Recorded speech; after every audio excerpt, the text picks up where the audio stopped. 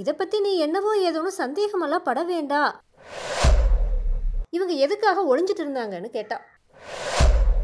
போன 9 வருஷ காலமா ராத்திரியும் பகலும் நான் கண்டு கொண்டிருந்த கனவு இப்போ நிறைவேற போகுது சிவகாமி. அந்த சித்திரங்கள் 1000 வருஷம் ஆனாலும் அழியாதவைன்னு அந்த முனிவர் சொன்னதை என்ன அபாயம் வந்தாலும் பின்வாங்காம காரியத்தை முடிச்சிட்டு வர. 15 விதமான அபிநய பார்வைகளில் சந்தேகமும் அருவருப்பும் தோன்றும் பார்வையை சிவகாமி புத்த பிக்ஷு மேலே ஒரு கணம் செலுத்திட்டு ஆயனரை பார்த்து கேட்டா. அப்பா, இவங்க இத்தனை நேரமும் இங்கே தான் இருந்தாங்களான்னு. ஆமாம் குழந்தை. ஓ, புத்தர் சிலைக்கு பின்னால் ஒளிஞ்சிட்டு இருந்தாங்களா? ஆமாம். ஆனால் இதை பற்றி நீ என்னவோ ஏதோன்னு சந்தேகமெல்லாம் பட வேண்டா அப்படின்னு சொல்லிட்டு இருக்கிறதுக்குள்ளேயே சிவகாமி குறுக்கிட்டு, புத்த பகவானோட சிலைகளை பிரம்மாண்டமாக செய்வதில் எவ்வளவு உபயோகம் இருக்குது அப்படின்னு சொன்னான். அதனால தான் மகாயான சித்தாந்தத்தை ஏற்படுத்தின நாகார்ஜுன பிக்ஷுவை நான் போற்றுகிறேன் அப்படின்னு நாகநந்தி சொன்னார். புத்த மதம் ஸ்தாபிக்கப்பட்டு சில காலம் வரைக்கும் புத்த பகவானோட சிலைகள் அமைப்பது, சித்திரங்கள் எழுதுவது இதெல்லாம் தடுக்கப்பட்டிருந்துச்சு. இந்த வரலாறு நடந்த காலத்துக்கு 200 வருஷத்துக்கு முன்னாடி நாகார்ஜுன பிக்ஷு அப்படிங்கிற மகான் தோன்றி மகாயான புத்த சித்தாந்தத்தை ஸ்தாபிச்சார். பாரத நாட்டோட வடகோடியில் நாலந்தாங்கிற நகரத்தில் பிரசித்தி பெற்று விளங்கின பௌத்த மடத்தோட தலைவரான நாகார்ஜுனர் தேசமெங்கும் யாத்திரை செஞ்சு வாதப்போர் நடத்தி மகாயான சித்தாந்தத்தை பிரச்சாரம் செஞ்சார். அங்கங்கே சங்கிராமங்கிற பெயரால் வழங்கின பௌத்த மடங்களையும் நிறுவிக்கொண்டு போனார்.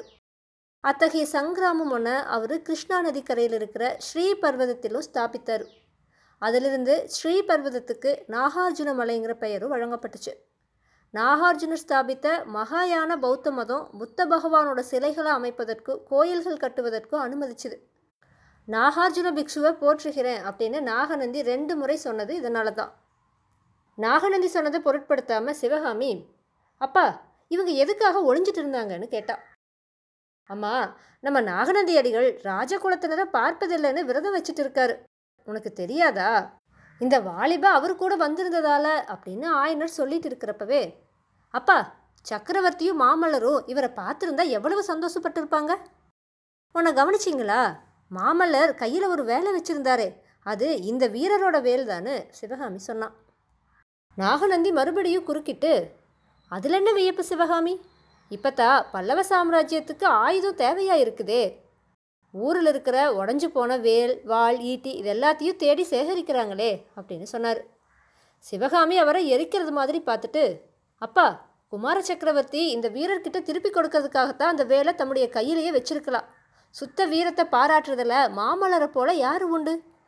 இவரை நீங்கள் சக்கரவர்த்தியுடைய சமூகத்துக்கு உடனே அழைச்சிட்டு போகணும்னு சொன்னான். ஆயனர் தட்டு தடுமாறி, ஆகட்டும் அம்மா, என்னோட உத்தேசமும் அதுதான். பரஞ்சோதி வடக்கு போய் திரும்பி வந்ததும் சக்கரவர்த்தி கிட்ட அழைச்சிட்டு போகிறேன்னு சொன்னார்.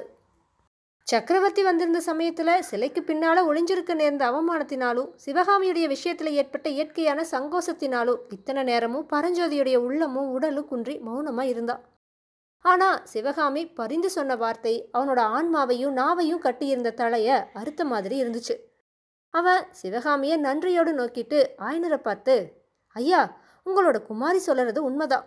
குமார சக்கரவர்த்தியோட கையில் இருந்த வேல் என்னோட வேல் தான்னு எனக்கு கூட தோணுச்சு. அதை வாங்கி கொடுத்தீங்கன்னா நல்லது.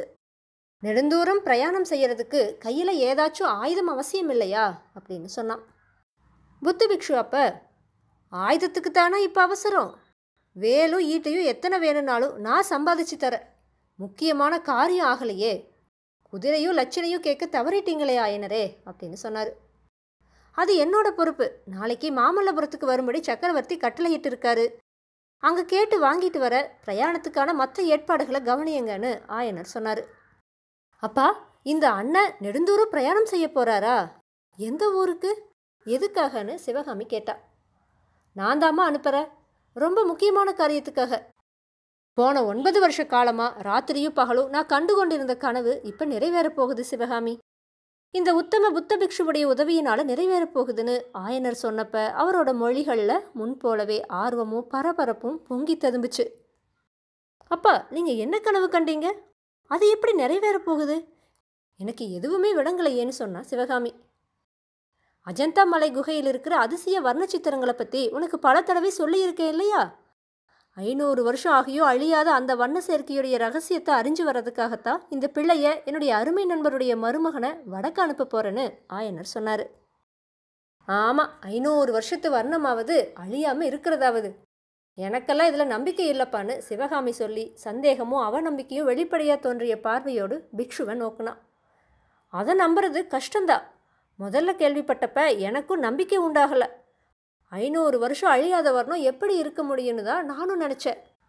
நானே கண்ணால் பார்த்ததுக்கு அப்புறமா தான் நம்பிக்கையே உண்டாச்சுன்னு ஆயனர் சொன்னார். ஆயனர் இப்படி சொன்னதும் புத்த பிக்ஷுவும் சிவகாமியும் தங்களோட வியப்பை ஏக காலத்தில் தெரிவிச்சுக்கிட்டாங்க. கண்ணால் பார்த்தீங்களா? எப்போ அப்படின்னு சிவகாமி கேட்டா. என்கிட்ட இத்தனை காலமும் சொல்லவே இல்லையே. நீங்கள் அஜந்தாவுக்கு போனதுண்டா அப்படின்னு பிக்ஷு கேட்டார். இல்லை இல்லை, அஜந்தாவுக்கு போனதில்லை, ஆனால் சித்தர்மலையில் பார்த்தேன். அடிகளே, நீங்களும் சித்தர்மலைக்கு போய் வந்ததா சொன்னீங்களே, அங்கே என்னென்ன அதிசயங்களை பார்த்தீங்க அப்படின்னு ஆயனர் கேட்டதும் பிக்ஷுவுடைய முகத்தில் பிரகாசம் உண்டாச்சு. தெரியுது.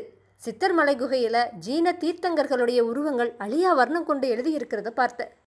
குகையுடைய வாசற்புறத்தில் 2 அப்சர ஸ்திரீகளுடைய திவ்ய வடிவங்களை பரத சாஸ்திரத்தில் சொல்லிய 2 அபூர்வ அபிநய தோற்றங்களில் பார்த்தேன். அதை எழுதின மகா சித்திரக்காரர் யாரோன்னு அதிசயத்தை அப்படின்னு பிக்ஷு சொன்னார். யாருன்னு தெரிஞ்சுதா சுவாமின்னு ஆயனர் கேட்டார். இப்போ தெரியுது. அப்பேற்பட்ட தத்ரூபமான ஜீவ வடிவங்களை எழுதக்கூடிய மகா சித்திரக்காரர் தென்னாட்டில் ஆயன சிற்பியை தவிர வேற யாருன்னு பிக்ஷு சொன்னார். ஆமாம் அடிகளே, அந்த உருவங்களை எழுதியவன் அடியேன் தான். இன்னும் ஏதாச்சும் விசித்திரத்தை கவனிச்சிங்களான்னு ஆயனர் கேட்டார். அந்த அப்சர மாதருடைய நடன உருவங்கள் இடைக்கு மேலே பிரகாசமாக நேர்த்தி எழுதியவை மாதிரி விளங்குச்சு. இடைக்கு கீழே வர்ணம் மங்கி விளக்கமின்றி இருக்குது அப்படின்னு பிக்ஷு சொன்னார். 9 வருஷ காலத்தில் அதிகமாக மங்கித்தான் இருக்குன்னு ஆயனர் சொன்னார். இந்த சித்தர்மலை சித்திரங்களை பற்றி ஆயனர் முன்னும் பின்னுமா தட்டு தடுமாறி என்ன சொன்னார்னா, 12 வருஷங்களுக்கு முன்னாடி மகேந்திர சக்கரவர்த்தி சமண சமயத்தினராக இருந்த காலத்தில் சோழ மண்டலத்துக்கு அவர் பிரயாணம் போனப்ப ஆயனரையும் கூட அழைச்சிட்டு போயிருந்தார். உறையூரில் சோழ மன்னனோட உபசாரங்களை பெற்றுட்டு அங்கிருந்த சித்தர்வாச மலையில் சமண முனிவர்கள் ஏற்படுத்தியிருந்த பிரசித்தி பெற்ற சமண பள்ளியை பார்க்கறதுக்காக போனார். அந்த குகை பள்ளியில் தீட்டியிருந்த வர்ண சித்திரங்களை பார்த்து சக்கரவர்த்தியும் ஆயனரும் அதிசயத்து போனாங்க. சித்தர்மலை பள்ளியில் மேற்படி ஓவியங்களை தீட்டிய முனிவர் அந்த சமயத்தில் அங்கே தான் இருந்தார். அந்த சித்திரங்கள் 1000 வருஷம் ஆனாலும் அழியாதவைன்னு அந்த முனிவர் சொன்னதை சக்கரவர்த்தியும் ஆயனரும் நம்பலை. அஜந்தா சித்திரங்களை பற்றி அந்த முனிவர் சொன்னதையும் இவங்க நம்பலை. அதனால் அந்த சமண முனிவர் ஒரு பந்தயம் போட்டார்.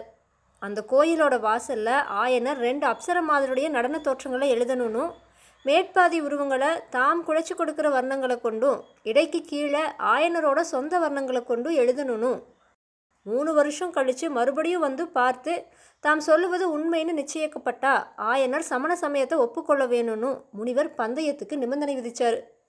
அப்படி ஒப்புக்கொண்டா மேற்படி வர்ண சேர்க்கையுடைய ரகசியத்தை சொல்லிக் கொடுப்பதாகவும் சொன்னார். நிபந்தனையை ஒப்புக்கொண்ட ஆயனர் மேற்சொன்ன 2 வகை வர்ணங்களை உபயோகித்து அப்சர மாதருடைய சித்திரங்களை எழுதினார். 3 வருஷத்துக்கு அப்புறமா சித்தர்மலைக்கு மறுபடியும் போய் பார்த்தப்ப ஆயனர் தீட்டின நடன உருவங்களோட மேற்பகுதிகள் அன்று எழுதியவை மாதிரி வர்ணம் மங்காமல் இருந்துச்சு. கீழ்ப்பகுதிகள் பெரிதும் மங்கி போயிருந்துச்சு. இதனால் ரொம்பவுமே அதிசயமடைந்த ஆயனர் நிபந்தனைப்படி சமண மதத்தை தழுவி அந்த ரகசியத்தை தெரிஞ்சுக்கிறதுக்கு சித்தமாக தான் இருந்தார். ஆனால் நிபந்தனை விதித்த சமண ஓவியர் அப்போ அங்கே இல்லை. சக்கரவர்த்தி சைவரானது பற்றி கோபம் கொண்டு பல்லவ சாம்ராஜ்யத்திலிருந்து போய்விட்ட அநேக சமண முனிவர்களை போல அவரும் போயிட்டார். ஆனால் அந்த அழியாத வர்ண சேர்க்கையுடைய ரகசியத்தை அறிஞ்சுக்கிறதுல ஆயனருக்கு அன்னைக்கு ஏற்பட்ட ஆவல் இன்னைக்கு வரைக்கும் வளர்ந்துட்டே தான் இருந்துச்சு. இந்த வரலாற்றை கேட்டுட்டு இருந்த புத்த பிக்ஷு கடைசியா, ஆயனரே கவலை வேண்டாம், உங்களோட ஆவல் நிறைவேறுற காலம் நெருங்கிடுச்சு. பரஞ்சோதிக்கு நீங்கள் குதிரையும் பிரயாண அனுமதியும் வாங்கி கொடுப்பது தான் தாமதம். வெகு சீக்கிரத்தில் உங்களுடைய மனோரதம் நிறைவேறும் அப்படின்னு சொன்னார். பரஞ்சோதியும் ரொம்ப உற்சாகமா, ஆமாங்க ஐயா, உங்களோட மனோரதம் என்னால் நிறைவேறுவதாக இருந்தால் அது என்னோட பாக்கியந்தான். என்ன அபாயம் வந்தாலும் பின்வாங்காமல் காரியத்தை முடிச்சுட்டு வர அப்படின்னு சொன்னான். ஆனால் சிவகாமியோட உள்ளத்திலோ முரண்பட்ட எண்ணங்கள் தோன்றி போட்டியிட்டுச்சு. ஆயனரோட ஆவலையோ அந்த ஆவல் நிறைவேறினா அவர் அடையக்கூடிய மகத்தான ஆனந்தத்தையோ அவள் தெரிஞ்சுதான் இருந்தா. ஆனாலும் புத்த பிக்ஷுவோட தூண்டுதலால் நடக்கிற இந்த காரியத்தில் ஏதாச்சும் சூழ்ச்சியோ இருக்குமோன்னு அவளோட மனசு ஐயமுற்றுச்சு. அதனால் பரஞ்சோதியை தனியாக பார்த்து எச்சரிக்கை செய்யணும்னு அவ தனக்குள்ளேயே தீர்மானிச்சுக்கிட்டா. இத்தோடு 21வது அத்தியாயம் நிறைவடைஞ்சிருச்சு. நான் உங்களை அடுத்த பதிவில் 22வது அத்தியாயத்தோடு சந்திக்கிறேன்.